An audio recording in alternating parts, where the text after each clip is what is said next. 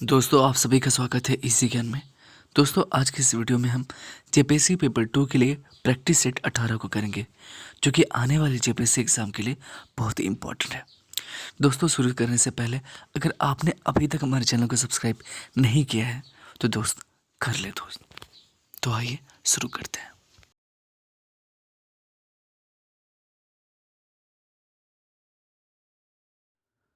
दोस्तों हमारा पहला सवाल है कि पहड़ा या परहा के संबंध में निम्न में से कौन सा कथन असत्य है। पहड़ा या परहा के संबंध में निम्न में से कौन सा कथन असत्य है। दोस्तों पहला कथन कहता है कि यह एक अंतर ग्रामीण पंचायत होती है।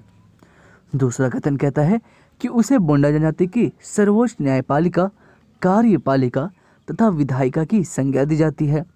फिर तीसरा कथन कहता है कि इस व्यवस्था में महिलाओं को उच्च स्थान प्रदान किया जाता है। फिर कहा जाता है कि इसके प्रमुख अधिकारी कुंवर, लाल तथा कातो हैं। तो दोस्तों कौन सा कथन हमारा असत्य हो जाएगा? तो दोस्तों कि इस व्यवस्था में महिलाओं को उच्च स्थान प्रदान किया जाता है। दोस्तों हमारा अगला सवाल है कि नागवंशी शासन व्यवस्था के प्रथम शासक कौन थे। दोस्तों नागवंशी शासन व्यवस्था के प्रथम शासक कौन थे? तो दोस्तों नागवंशी शासन व्यवस्था के प्रथम शासक थे फनी मुकुट राय। कौन थे? फनी मुकुट राय। दोस्तों हमारा अगला सवाल है कि पढ़ा पंचायत शासन व्यवस्था का संबंध किस जनजाति समुदाय से है। पढ़ा पंचायत शासन व्यवस्था का संबंध किस जनजाति समुदाय से है? तो दोस्तों इसका संबंध है उड़ाव जनजाति से। इसका संबंध किससे है? उड़ाव जनजाति से है। दोस्तों हमारा अगला सवाल है कि आप जो है पढ़िया जनजाति के संदर्भ में निम्नलिखित कथनों पर विचार कीजिए। आप पढ़िया जनजाति के संदर्भ में निम्नलिखित कथनों पर विचार कीजिए। पहला कथन कहता है कि यह प्रोटो ऑस्ट्रेलाइट प्रजाति से संबंधित है। यह प्रोटो ऑस्ट्रेलाइट प्रजाति से संबंधित है। दूसरा कहता है कि इनमें वधू देने की प्रथा डाली कहलाती है। इनमें वधू देने की जो प्रथा है वो क्या कहलाती है? डाली कहलाती है। तो दोस्तों आपको बताना है कि इनमें से कौन सा कथन सत्य है। तो दोस्तों दोनों ही कथन हमारे सत्य हैं। दोस्तों हमारा अगला सवाल है कि यात्रा दिवड़ी का क्या कार्य होता है। यात्रा दिवड़ी का क्या कार्य होता है दोस्तों? तो दोस्तों इनका कार्य होता है गांव की देवी देवताओं का पूजा एवं अनुष्ठान पूजा आदि करना। इनका कार्य क्या होता है? गांव के देवी देवताओं का पूजा एवं अनुष्ठान पूजा आदि करना। ठीक। दूसरा धार्मिक त्योहारों में पूजा अनुष्ठान करना। तीसरा धार्मिक अपराध के आरोपित व्यक्ति का दया करना। धार्मिक अपराध के आरोपित व्यक्ति का क्या करना? दया करना। तो दोस्तों इनमें से सभी ही हमारे उत्तर हो जाएंगे। ठीक है। यात्रा दिवड़ी का कार्य तीनों ही ऑप्शन है। पहला क्या है कि गांव के देवी देवताओं का पूजा एवं अनुष्ठान पूजा आदि करना। फिर धार्मिक त्योहारों में पूजा अनुष्ठान करना। फिर धार्मिक अपराध के आरोपित व्यक्ति को दया करना। दोस्तों हमारा अगला सवाल है कि लासेर टेंगोय क्या है। लासेर टेंगोय क्या है? तो दोस्तों यह एक संगठनात्मक प्रमुख होता है जो ग्रामीणों की बाहरी हमलों से सुरक्षा करता है। लासेर टेंगोय एक संगठनात्मक प्रमुख होता है जो ग्रामीणों की बाहरी हमलों से सुरक्षा करता है या रक्षा करता है। दोस्तों हमारा अगला सवाल है कि अखिल भारतीय खड़िया महासभा का गठन कब किया गया था। अखिल भारतीय खड़िया महासभा का गठन कब किया गया था दोस्तों? तो दोस्तों 1934 से 35 ईस्वी के बीच ही अखिल भारतीय खड़िया महासभा का गठन किया गया था। दोस्तों हमारा अगला सवाल है कि करमाली जनजाति की स्वशासन व्यवस्था के संबंध में निम्न में से कौन सा कथन गलत है। करमाली जनजाति की स्वशासन व्यवस्था के संबंध में निम्न में से कौन सा कथन गलत है। दोस्तों हमारा पहला कथन हमसे कहता है कि इस शासन व्यवस्था में सभी पद जो है ये क्या होते हैं? वंशानुगत होते हैं। इस शासन व्यवस्था में सभी जो पद होते हैं वो क्या होते हैं? वंशानुगत होते हैं। फिर कहता है कि इस जनजाति की शासन व्यवस्था में कोई व्यवस्थित राजनीतिक संगठन नहीं पाया जाता है। पहला कहता है कि इस शासन व्यवस्था में सभी पद जो है वंशानुगत होते हैं। फिर कहता है कि इस जनजाति की स्वशासन व्यवस्था में कोई व्यवस्थित राजनीतिक संगठन नहीं पाया जाता। फिर कहता है कि इस जनजाति की स्वशासन व्यवस्था में ग्राम प्रधान का पद वंशानुगत होता है।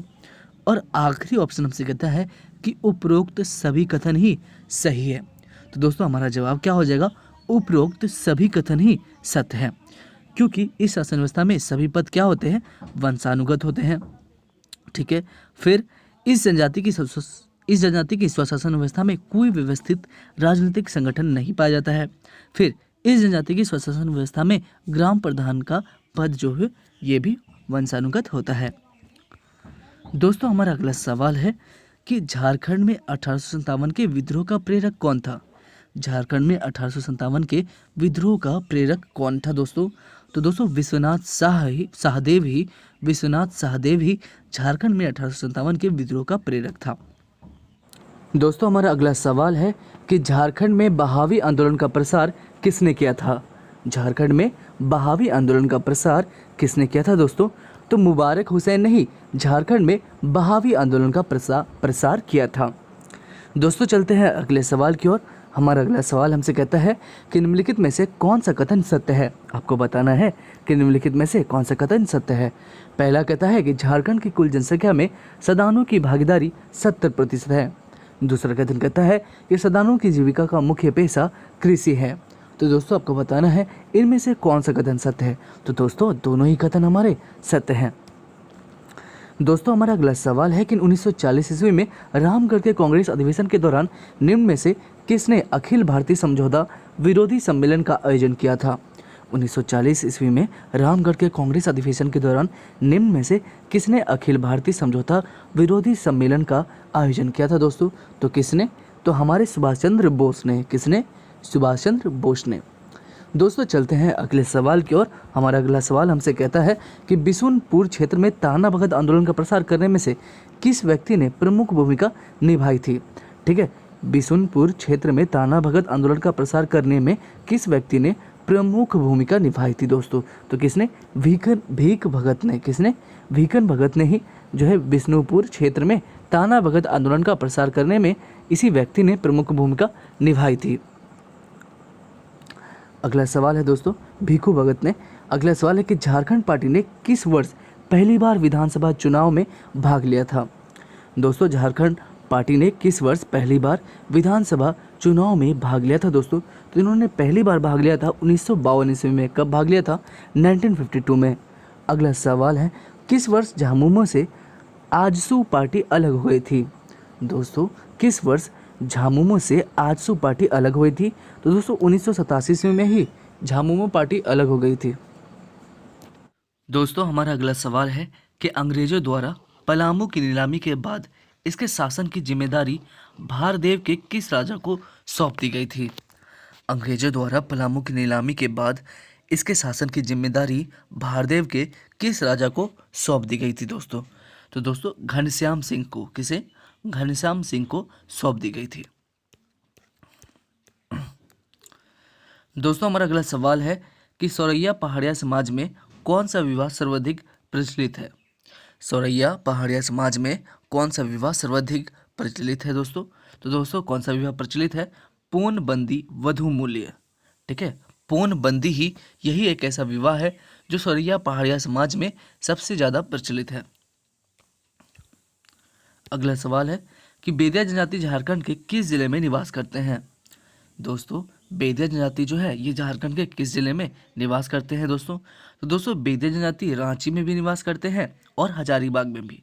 तो दोस्तों हमारा जवाब क्या हो जाएगा, ए एवं बी दोनों ही जगहों पर बेदिया जनजाति झारखंड के यही दोनों जिलों में निवास करते हैं, रांची और हजारीबाग में। अगला सवाल है कि गोड़ाई जनजाति के लोग किसकी पूजा करते हैं। गोड़ाई जनजाति के लोग जो है किसकी पूजा करते हैं दोस्तों। तो दोस्तों ये पुरुविया की भी पूजा करते हैं और देवी माई की भी पूजा करते हैं। गोड़ाई जनजाति पुरुविया की भी पूजा करते हैं और देवी माई की भी पूजा करते हैं। तो दोस्तों हमारा जवाब क्या हो जाएगा, ए एवं बी दोनों ही गोड़ाई जनजाति के लोग जो है पुरुविया और देवी माई दोनों के ही पूजा करते हैं। दोस्तों हमारा अगला सवाल है कि सवर जनजाति किस प्रजातीय समूह के हैं। सवर जनजाति जो है ये किस प्रजातीय समूह के हैं दोस्तों। तो ये प्रोटो ऑस्ट्रेलाइड समूह के हैं। किस समूह के हैं सवर जनजाति, तो ये प्रोटो ऑस्ट्रेलाइड प्रजातीय समूह के हैं। अगला सवाल हमसे कहता है कि सदानी अग्नेयी नृत्य की क्या विशेषताएं हैं। सदानी अग्नेयी नृत्य की क्या विशेषताएं हैं दोस्तों? पहला कहता है कि इसमें ठहरुआ, लुझकुआ, लुझरी, रसकीरा, ठरिया आदि नृत्य मिश्रित रहते हैं। ठीक है। फिर कहता है कि करम और जितिया पर्व में सदानी महिलाएं नृत्य करती है। इसमें मांदर और बांसुरी मुख्य वाद्य होते हैं, परंतु शहनाई नहीं बजती है। फिर कहता है कि यह नृत्य आंगन को प्रतिध्वनित करता है। पुरुष वर्ग भी इसमें सम्मिलित होते हैं। तो दोस्तों हमारा सारा ही कथन सत्य हो जाएगा। दोस्तों हमारा अगला सवाल है कि जांत गाना के समय कौन सा वाद्य झारखंड में बजाया जाता है? जांत गाना के समय कौन सा वाद्य झारखंड में बजाया जाता है दोस्तों? तो कौन सा वाद्य? ढोल बजाया जाता है। जांत गाना के समय ढोल वाद्य ही झारखंड में बजाया जाता है। चलते हैं अगले सवाल की ओर दोस्तों। हमारा अगला सवाल हमसे कहता है कि सदानों में प्रचलित अरिपन भूमि चित्रण वे अपने घर के किन स्थानों में करते हैं? दोस्तों सदानों में जो प्रचलित है अरिपन भूमि चित्रण वे अपने घर के किन स्थानों में करते हैं? तो दोस्तों अरिपन जो कि भूमि चित्रण है वे अपने घर के किन स्थानों में करते हैं? तो दोस्तों वो आंगन में भी करते हैं, तुलसी चौरा के पास भी करते हैं और चौखट के सामने भी करते हैं। तो दोस्तों हमारा जवाब क्या हो जाएगा? हमारा जवाब हो जाएगा उपयुक्त सभी ही। ठीक है, हमारा उपयुक्त सभी ही जवाब हो जाएगा। चलते दोस्तों अगले सवाल की ओर। हमारा अगला सवाल है कि कौन सी जनजाति लोहे की कलात्मक वस्तुएं बनाने में सिद्धहस्त होते हैं? कौन सी जनजाति लोहे की कलात्मक वस्तुएं बनाने में सिद्धहस्त होते हैं दोस्तों? तो असुर जनजाति जो है लोहे की कलात्मक वस्तुएं बनाने में सिद्धहस्त होते हैं। अगला सवाल है कि पखावज वादन के कलाकार हैं कौन? पखावज वादन के कलाकार कौन है दोस्तों? दोस्तों पखावज वादन के कलाकार हैं श्रवण कुमार भी और प्रीति सिन्हा भी। तुम्हारा जवाब क्या हो जाएगा? ए एवं बी दोनों ही। चलते हैं दोस्तों अगले सवाल की ओर। हमारा अगला सवाल हमसे कहता है कि मामराज शर्मा, ठीक है, मामराज शर्मा ने हिंदी भाषा साहित्य और पत्रकारिता के विकास के लिए रांची से छोटा नागपुर पत्रिका का प्रकाशन कब शुरू किया गया था? कब शुरू किया था दोस्तों? तो इन्होंने कब शुरू किया था? 1925 में ही मामराज शर्मा ने हिंदी भाषा साहित्य और पत्रकारिता के विकास के लिए रांची से छोटा नागपुर पत्रिका का प्रकाशन 1925 से शुरू किया था। अगला सवाल है कि संथाली कवि साधु रामचंद्र मुर्मू की कृति जोम सिम किस वर्ष प्रकाशित हुआ था? संथाली कवि साधु रामचंद्र मुर्मू की कृति जोम सिम किस वर्ष प्रकाशित हुई थी दोस्तों? तो किस वर्ष? 1969 ईस्वी में। कब प्रकाशित हुई थी? 1969 में। दोस्तों हमारा अगला सवाल है कि मुंडारी कविता संग्रह हिसिर के कवि कौन है? मुंडारी कविता संग्रह हिसिर के कवि कौन है दोस्तों? तो रामदयाल मुंडा ही मुंडारी कविता संग्रह हिसिर के कवि हैं। चलते दोस्तों अगले सवाल की ओर। अगला सवाल है कि कुडुख भाषा को लिपिबद्ध करने का सर्वप्रथम श्रेय किसे दिया जाता है? तो दोस्तों किसे दिया जाता है? ईसाई मिशनरियों को। कुडुख भाषा को लिपिबद्ध करने का सर्वप्रथम श्रेय दिया जाता है ईसाई मिशनरियों को। अगला सवाल है कि साप्ताहिक आदिवासी पत्रिका आरंभ में किस भाषा में निकाला गया था? साप्ताहिक आदिवासी पत्रिका आरंभ में किस भाषा में निकाला गया था? तो दोस्तों किस भाषा में निकाला जाता था? तो दोस्तों नागपुरी भाषा में। किस भाषा में? नागपुरी भाषा में। अगला सवाल है कि 1839 से 40 के आसपास झारखंड में किस तरह की पारंपरिक शिक्षण संस्थानों में स्थापित थे? दोस्तों 1839 से 1840 के आसपास झारखंड में किस तरह की पारंपरिक शिक्षण संस्थानों में स्थापित थे? स्थापित थे। तो दोस्तों कौन कौन से? सांस्कृतिक पाठशाला भी, मकतब भी और मदरसे भी। तो हमारा जवाब क्या हो जाएगा? उपरोक्त सभी। अगला सवाल है दोस्तों कि पाश्चात्य शिक्षण संस्थाओं की स्थापना करने के लिए अंग्रेज झारखंड के किन लोगों से सहयोग प्राप्त कर रहे थे? पाश्चात्य शिक्षण संस्थानों की स्थापना करने के लिए अंग्रेज झारखंड के किन लोगों से सहयोग प्राप्त कर रहे दोस्तों? तो दोस्तों किन लोगों से सहयोग प्राप्त कर रहे थे? राजाओं से भी, जमींदारों से भी और प्रभावशाली व्यक्तियों से भी है। तो हमारा जवाब क्या जगह? उपयुक्त सभी। दोस्तों हमारा अगला सवाल है कि वर्तमान झारखंड में कितने आवासीय विद्यालय संचालित हैं? तो दोस्तों वर्तमान झारखंड में 89 आदिवासी आवासीय विद्यालय शामिल है। 23 अनुसूचित जाति आवासीय विद्यालय शामिल है। 4 पिछड़ी जाति के विद्यार्थियों के लिए आवासीय विद्यालय शामिल है। तो दोस्तों हमारा जवाब हो जाएगा उपयुक्त सभी ही। चलते हैं दोस्तों अगले सवाल की ओर। हमारा अगला सवाल हमसे कहता है कि रेलवे स्टेडियम झारखंड के किस जिले में स्थित है? रेलवे स्टेडियम झारखंड के किस जिले में स्थित है दोस्तों? तो रांची में ही रेलवे स्टेडियम स्थित है। अगला सवाल है कि झारखंड के स्पोर्ट स्टार किन किन खेलों विश्व प्रसिद्ध हासिल की है? ठीक है, झारखंड के स्पोर्ट्स स्टार ने किन किन खेलों में विश्व प्रसिद्धि हासिल की है दोस्तों? तुम्हारा जवाब क्या हो जाएगा? क्रिकेट में भी, तीरंदाजी में भी और एथलेटिक्स में भी। दोस्तों हमारा अगला सवाल है कि सुशीली वर्मा का संबंध किस खेल से है दोस्तों? तो इसका संबंध है फुटबॉल से। दोस्तों हमारा अगला सवाल है कि निम्नलिखित में से कौन सा कथन सत्य है? पहला कहता है कि पूर्णिमा महतो तीरंदाजी के प्रशिक्षक हैं। फिर कहता है कि धर्मेंद्र तिवारी तीरंदाजी के प्रशिक्षक हैं। और फिर कहता है कि अंतर्राष्ट्रीय बॉक्सिंग खिलाड़ी एवं बिरसा मुंडा पुरस्कार से सम्मानित अरुणा का संबंध उत्तर प्रदेश से है। तो दोस्तों आपको बताना है कि कौन सा कथन इसमें से सत्य है दोस्तों। तुम्हारा जवाब हो जाएगा केवल एक एवं दो कथन ही सत्य है। दोस्तों हमारा अगला सवाल है कि निम्नलिखित में से कौन सा कथन गलत है, कौन सा कथन असत्य है? पहला कहता है कि शेरशाह स्टेडियम रांची में स्थित है। फिर कहता है कि चंदन कुमार का संबंध लॉन टेनिस से है। फिर कहता है सुषमा कुमारी यादव का संबंध एथलेटिक्स से है। दोस्तों आपको बताना है कि कौन सा कथन सत्य है, कौन सा कथन गलत है। तो दोस्तों केवल 1, 2 एवं 3 कथन जो है ये गलत है। दोस्तों हमारा अगला सवाल है कि छोटा नागपुर टेन्योर्स एक्ट कब लागू किया गया था? दोस्तों छोटा नागपुर टेन्योर्स एक्ट जो है ये कब लागू किया गया था दोस्तों ये लागू किया गया था 1869 में। 1869 में ही छोटा नागपुर टेन्योर्स एक्ट लागू किया गया था। दोस्तों हमारा अगला सवाल है निम्नलिखित में से आपको बताना है कि कौन सा कथन असत्य है। पहला कहता है कि बिरसा मुंडा उलगुलान के फलस्वरूप झारखंड में सीएनटी एक्ट लागू हुआ था। फिर कहता है कि छोटा नागपुर में पहली बार सर्वे का कार्य सन 1902 में प्रारंभ हुआ था। तो दोस्तों आपको बताना है कौन सा कथन सत्य है। तो दोस्तों दोनों ही कथन हमारे सत्य हैं। हमारा अगला सवाल है दोस्तों कि मुंडा मानकी से संबंधित कौन सा कथन सत्य है? मुंडा मानकी से संबंधित कौन सा कथन दोस्तों सत्य है? पहला कहता है कि मुंडा मानकी के अधीन काम प्राप्त करता है। ठीक है, मुंडा मानकी के अधीन काम करता है। फिर कहता है कि मुंडा द्वारा वसूला गया खजाना मानकी के यहाँ जमा होता था।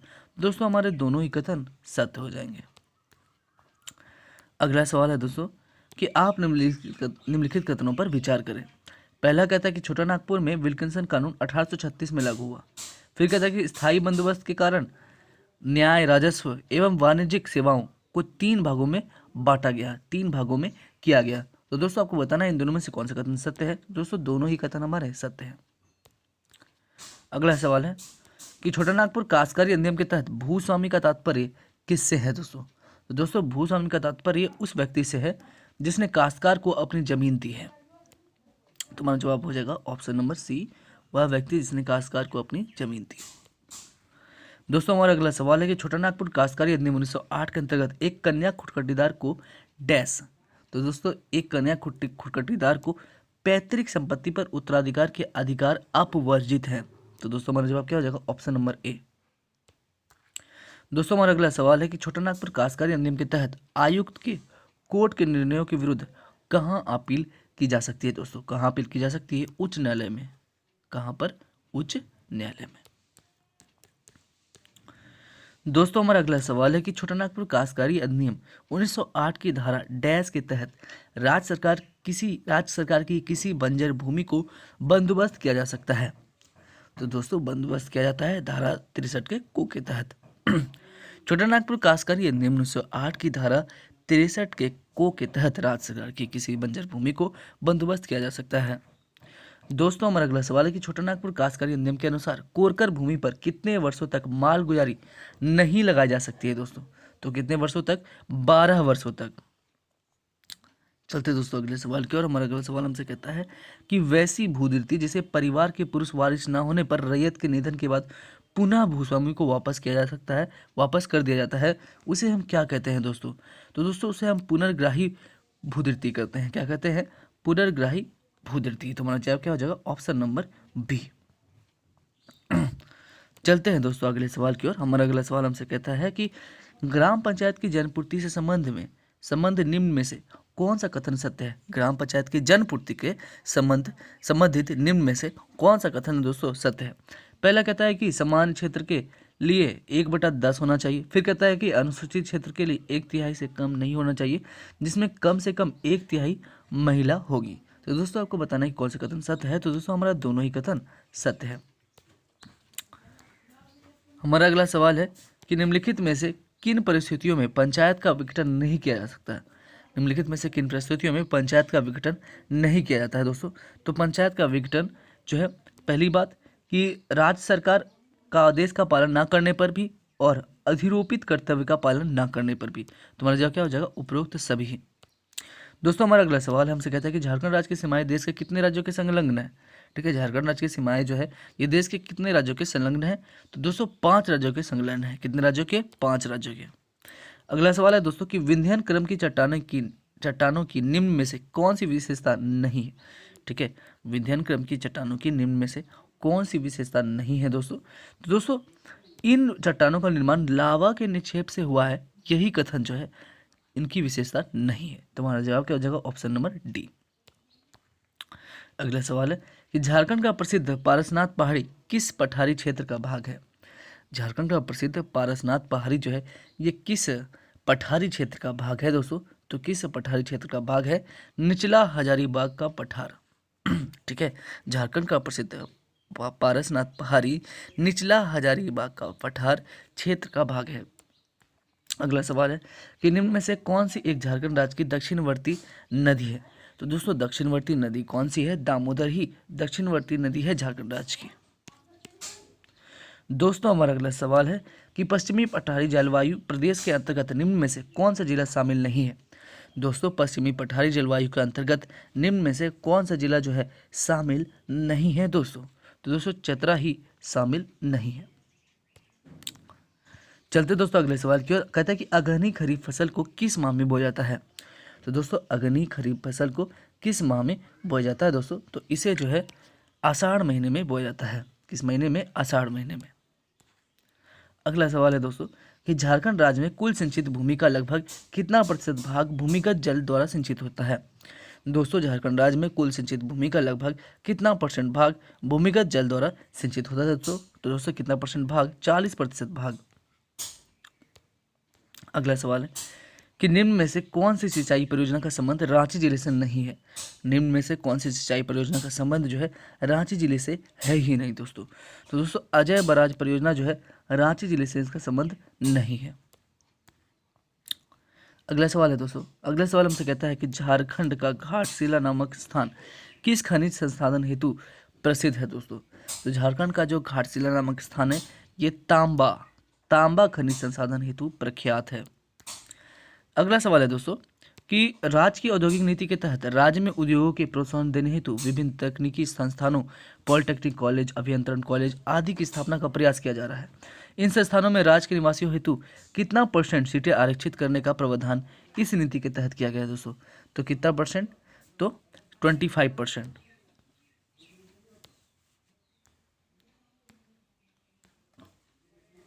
अगला सवाल है कि पुनर्स्थापन एवं पुनर्वास नीति के तहत कम से कम किस स्तर तक के अधिकारी को पुनर्स्थापन एवं पुनर्वास प्रशासक के रूप में नियुक्त किया जाएगा?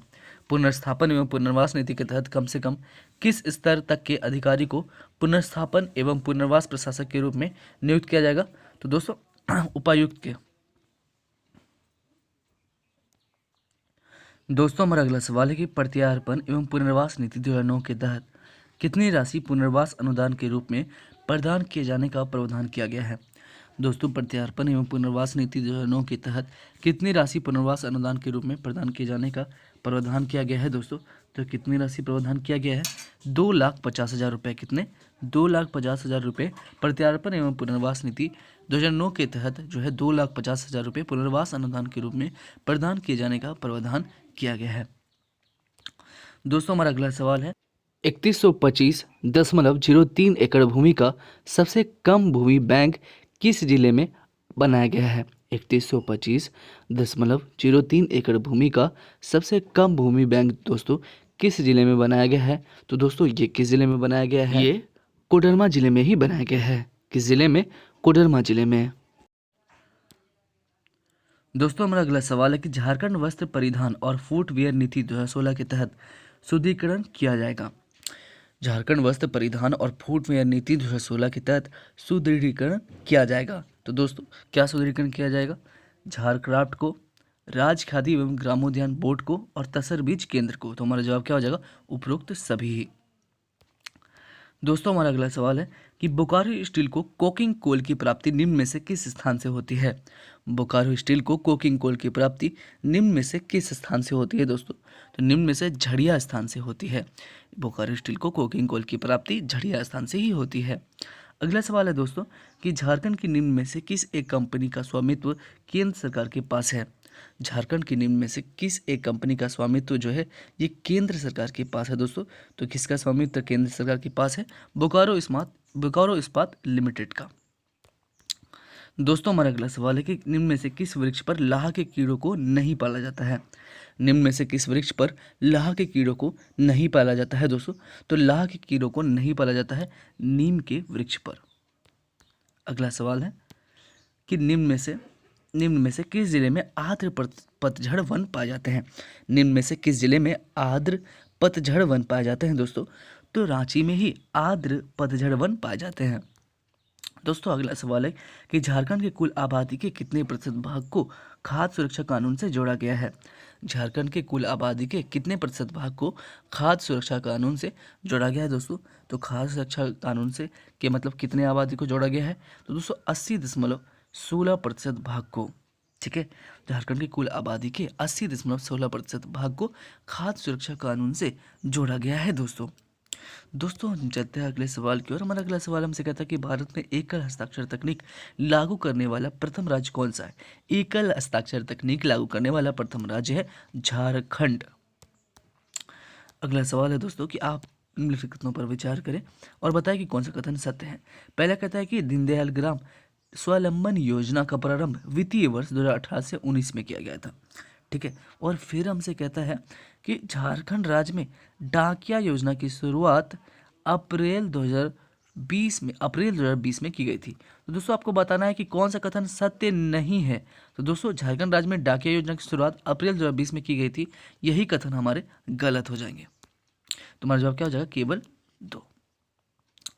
दोस्तों हमारा अगला सवाल हमसे कहता है, एक मिनट दोस्तों, हमारा अगला सवाल हमसे कहता है कि मुख्यमंत्री, एक मिनट, हमारा सवाल हमसे कहता है कि मुख्यमंत्री तीर्थ दर्शन योजना के तहत प्रत्येक माह कितने लाभुकों को तीर्थ कराया जाएगा? मुख्यमंत्री तीर्थ दर्शन योजना के तहत प्रत्येक माह कितने लाभुकों को तीर्थ कराया जाएगा दोस्तों? तो प्रत्येक माह कितने लाभुकों को? 1000। चलते दोस्तों अगले सवाल की ओर। हमारा अगला सवाल हमसे कहता है कि जल क्रांति अभियान के संबंध में, ठीक है, जल क्रांति अभियान के संबंध में निम्नलिखित में से कौन सा कथन सत्य है? तो दोस्तों पहला कथन कहता है कि राज्य में इसकी शुरुआत वित्तीय वर्ष 2015 से 16 में की गई, जो कि बिल्कुल सही है। फिर कहता है कि इसके तहत राज्य के 24 जिलों में 48 ग्राम, प्रत्येक जिले में 2 ग्राम जल ग्राम के रूप में चयनित किया गया है, ये भी कथन सही है। फिर कहता है कि चयनित सभी 48 ग्राम केंद्रीय सहायता हेतु केंद्र की सूची में शामिल हो गए हैं। तो दोस्तों ये कथन भी सही है। तुम्हारा जवाब क्या हो जाएगा? उपरोक्त सभी।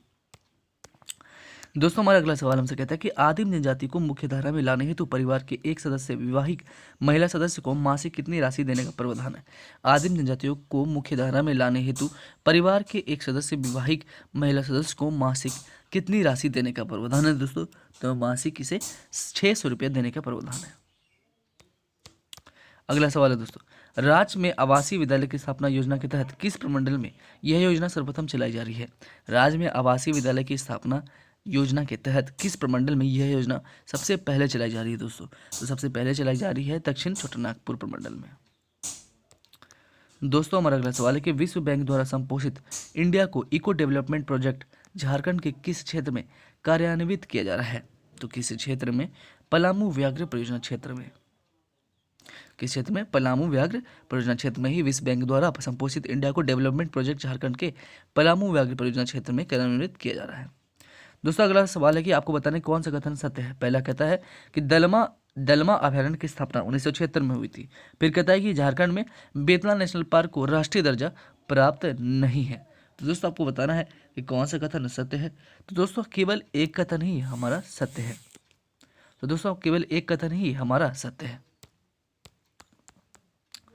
चलते हैं दोस्तों अगले सवाल की ओर। अगला सवाल कहता है कि पालकोट जंतु अभयारण्य का विस्तार है।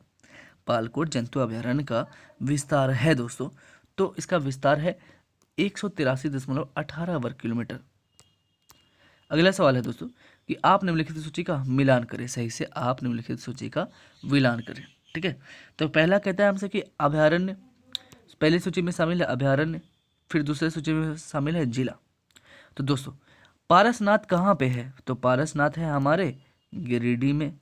ठीक, बेतला नेशनल पार्क कहाँ है? तो बेतला नेशनल पार्क हमारे कहाँ है? जमशेदपुर में। ठीक, और हजारीबाग अभयारण्य कहाँ है? तो हजारीबाग में। ठीक है दोस्तों, चलते दोस्तों अगले सवाल की ओर। तुम्हारा जवाब क्या हो जाएगा? Option number A.